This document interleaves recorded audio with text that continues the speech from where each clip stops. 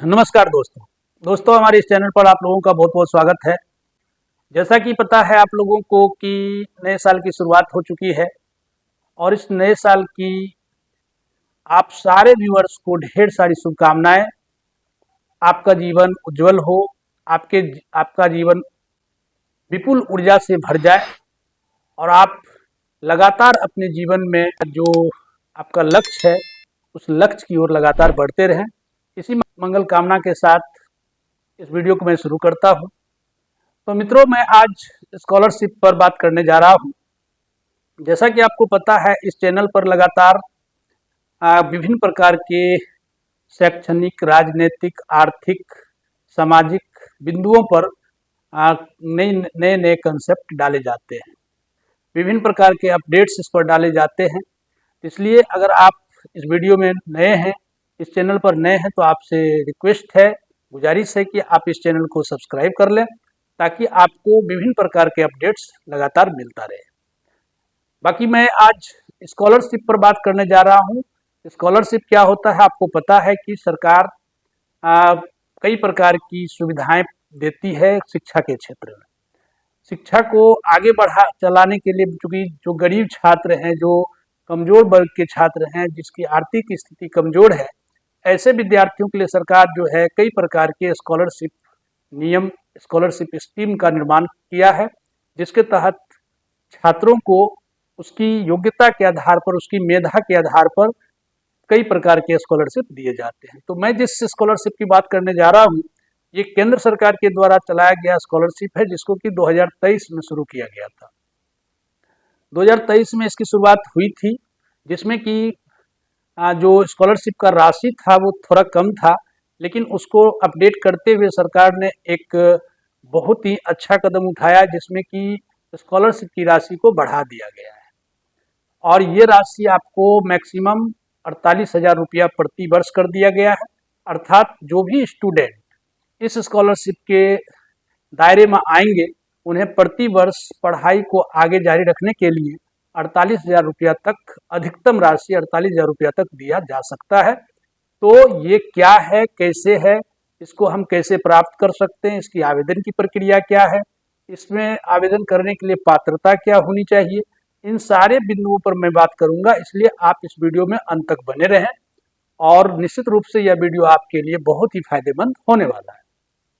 तो चलते हैं। तो दरअसल ये केंद्र सरकार के द्वारा चलाया गया योजना है, केंद्र सरकार के द्वारा चलाया गया स्कीम है, जिसके तहत अनुसूचित जाति, अनुसूचित जनजाति और पिछड़े वर्ग के विद्यार्थी इस स्कॉलरशिप के दायरे में आते हैं।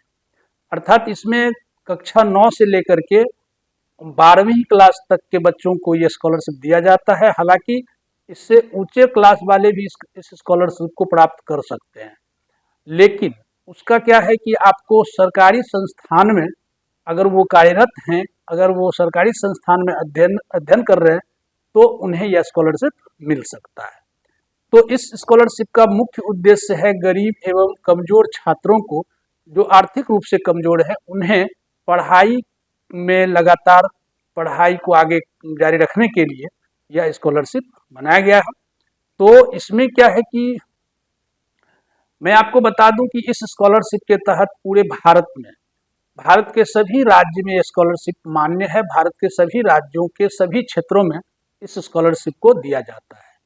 इसमें प्रत्येक वर्ष पूरे भारत से लगभग 8 से 10 लाख विद्यार्थी इस स्कॉलरशिप का लाभ उठा रहे हैं। तो इस तरह से हो सकता है आप भी इस दायरे में आ रहे हैं, तो आप भी इसके लिए आवेदन कर सकते हैं। तो सवाल है कि इसके आवेदन की प्रक्रिया क्या है, मैंने इसके आवेदन के लिए पात्रता क्या है।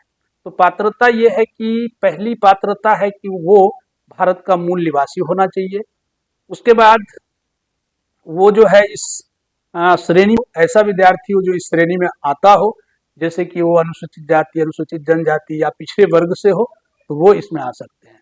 तीसरा है कि वह विद्यार्थी किसी न किसी सरकारी संस्थान में अध्ययन करता हो, चाहे वो आप नवम वर्ग में हो या फिर हायर एजुकेशन में हो, किसी भी क्लास में है, तो आपको किसी सरकारी संस्थान में अध्ययन कर रहे हैं, सरकारी संस्थान में एडमिट है, तभी आपको यह स्कॉलरशिप दिया जाएगा। अगला बिंदु है कि उसका जो पारिवारिक स्थिति हो, कमजोर हो, अर्थात उसकी जो आय है सामान्य या निचले स्तर का आय होना चाहिए उसके परिवार का, तभी उसको ये स्कॉलरशिप मिलेगा।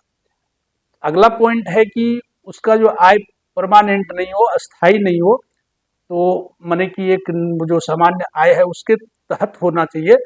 किसी सरकारी गवर्नमेंट में उनके जो परिवार के कोई भी व्यक्ति किसी सरकारी नौकरी में नहीं होना चाहिए, तभी जाकर के उसको ये स्कॉलरशिप मिल सकता है। तो ये तो थी पात्रता। अब सवाल उठता है कि इसके आवेदन की प्रक्रिया क्या है, आवेदन हम कैसे कर सकते हैं।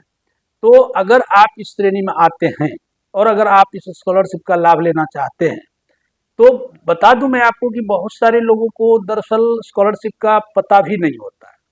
तो मैंने ये वीडियो बस इसीलिए बनाया है कि आप लोगों तक ये जानकारी जा सके, क्योंकि बहुत सारे विद्यार्थी, बहुत सारे अभिभावक माने कि स्कॉलरशिप के विषय में जानते नहीं है, जिसके कारण वो मीन्स या तो किसी के द्वारा बरगलाए जाते हैं या किसी के द्वारा ठगे जाते हैं।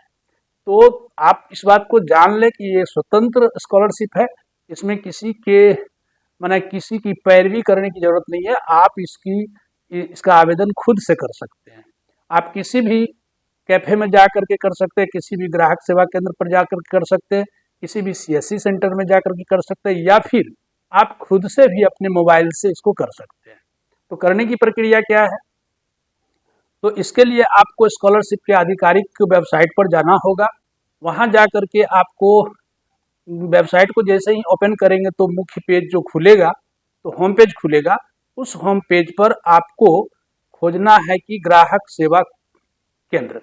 ग्राहक सेवा केंद्र पर जैसे ही आप क्लिक करेंगे तो वहाँ कहीं ना कहीं आपको स्कॉलरशिप दिखेगा। स्कॉलरशिप पर जैसे ही आप क्लिक करेंगे तो वहाँ एक पेज खुल जाएगा, मीन्स एक फॉर्म खुल जाएगा। उस फॉर्म में जो भी जानकारी मांगा जा रहा है, जैसे नाम, पिता का नाम, माता का नाम, कक्षा, श्रेणी, किस श्रेणी में किस, ये सारे डिटेल्स भरने के बाद आपको उसमें हो सकता है कुछ डॉक्यूमेंट्स भी अपलोड करना पड़ सकता है। तो डॉक्यूमेंट्स में क्या क्या हो सकता है, जैसे कि मान के लिए फोटो होगा, सिग्नेचर होगा, आपका आय प्रमाण पत्र हो सकता है, या फिर जाति प्रमाण पत्र हो सकता है। ये सारे डॉक्यूमेंट्स आपको उसमें अपलोड करना पड़ सकता है। जब आप इस डॉक्यूमेंट्स को अपलोड कर देंगे तो आप वहाँ सबमिट कर देंगे। सबमिट करने के बाद आप उस फॉर्म का प्रिंट आउट अपने पास रख लें, क्योंकि जब ये फॉर्म आपका, ये जो आवेदन आपका स्वीकृत हो जाएगा, तो स्वीकृत होने के बाद हो सकता है आपको प्रूफ के रूप में ये जो प्रिंट आउट आप करके रखेंगे, तो ये प्रूफ के रूप में आपसे मांगा जा सकता है। तो उस प्रूफ के रूप में आप इसको दिखा सकते हैं। तो इसीलिए आवेदन को फिलअप करने के बाद इसका प्रिंट आउट या जो भी पावती रसीद भी हो सकता है वो मिलेगा, तो आप उसे सुरक्षित रखें। तो इस प्रकार से आप आवेदन कर सकते हैं और अपनी पढ़ाई को आगे जारी रख सकते हैं। तो ये सरकार की एक बहुत ही अच्छी योजना है, इस योजना का आप लाभ उठा सकते हैं। तो आशा है वीडियो आपको अच्छा लगा होगा। अगर वीडियो अच्छा लगा हो तो एक लाइक, शेयर और सब्सक्राइब जरूर कर लें। तो वीडियो देखने के लिए बहुत बहुत धन्यवाद।